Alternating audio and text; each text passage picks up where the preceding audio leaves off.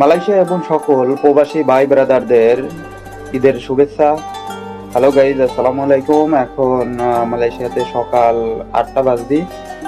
তো নামাজ পড়ার লেগে রেডি হয়েছি অলরেডি। লাইয়া আসলাম, জামা কাপড় পরা সবকিছু শেষ। এখন টুপি পরিলা নামাজ পড়বে যাব।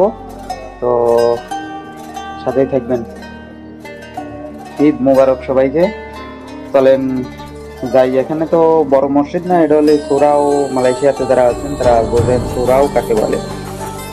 এটা ছোট, তারপরেও অনেক বাঙালি আছে, এখানে অনেক লোক হয়। তো চলেন যাই, নামাজ পড়বে, দেখা যাক। নামাজের লেগে রুম থেকে নামলাম, এখন মসজিদে যাব।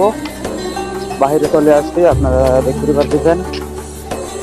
তো চলেন যাই মসজিদে, দেখি কি অবস্থা। তখন খুতবা পড়লো, খুতবা পড়া বন্ধ